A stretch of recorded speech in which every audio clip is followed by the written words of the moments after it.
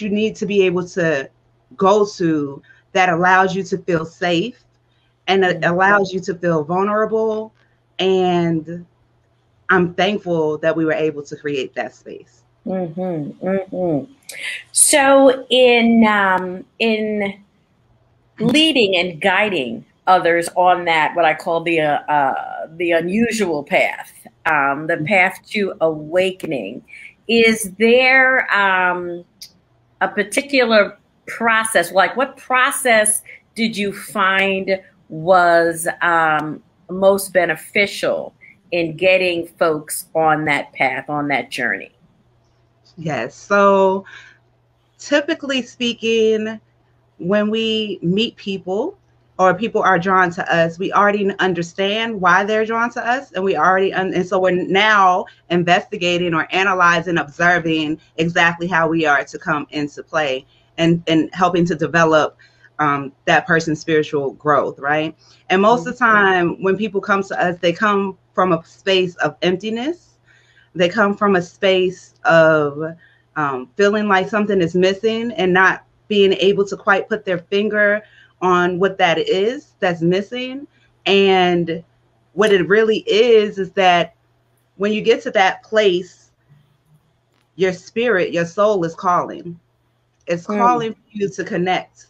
And what we do here in the Enchanted Life through the Etheric Touch Healing System is give you that opportunity to truly connect with your spirit. And for most of us, that's the first time that ever happens. And so we develop the program in order for certain things to happen. And from my own personal experience, if you actually follow the tools and allow the tools to become consistent in your life, make it part of your daily routine, then you will see a transformation happening in your life over time.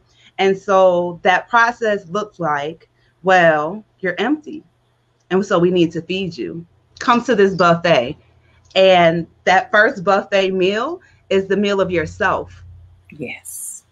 Love yourself first. There's nobody more important than you are in your life. And it's important for you to be able to have this knowing of your soul, your spirit. Is important for you to feel that before you do anything else, because ultimately the power you're searching for is already there within you. There's nothing missing. There's no holes. There's no spaces. There's no brokenness. There's like you are made perfectly, even in our imperfections. And so many times we are beating ourselves up for those imperfections that we can actually shut off the voice to our soul because our ego is so loud.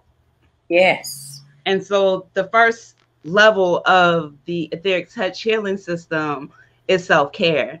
You get to learn and interact with, for some of us, the first time with your spirit. You can start to see yourself as being one with nature, as being one with the universe, as being one with God. God said he created us in his image. Jesus said that we would do greater things than even he. So let's get to those greater things. But how do I tap into that? Well, let's go within. It's an internal love affair. And you deserve to be loved, and you deserve to be loved well. But if you don't know how to love yourself, then how can you truly share that love with anybody else? And so that's the first step in the process. And then as the spiritual awakening is happening and you start to be like, oh, look at me. Oh, shoot, I didn't even know that this power was in me or whatever. Then we add on a little more and introduce you to your folks, your people, your ancestors, the ones that they have kept us away from. Like that, our ancestors are the missing link to the roots that we've been disconnected from through slavery and in Christian. I ain't gonna say I'm not going into religion because I really don't care about what you believe, as long as you are able to tap into the source within. And that can come, like the roads to God is many. There's many paths to God. So whatever road you decide to go on, that's fine, as long as you can connect to God within yourself, you know? And so that next part of it, like in indigenous cultures ancestral reverence was a key part of the culture of the life. You know, you couldn't, they would honor them in such a way because they understood that we are all one. Like, they are a part of us. They live within our DNA. If it was not for our ancestors, you would not be here. I would not be here. We would not be here. No matter what the circumstances of the times they lived in, they had to make it through their own gifts that through DNA was given to you. And so anytime we're saying like we're not going to honor our ancestors, we're actually taking away from a part of ourselves, you know. And it's our ancestors that help to guide us, and it's our ancestors that work hand in hand with us, and it's our ancestors that protect us from everything and anything. Like, they conspire on our behalf. They move things before we ask. And it's important in this developmental process for you to understand that you are never truly alone, because your ancestors is always standing here as an entourage. Yes. And this entourage is here because I'm sweating so much.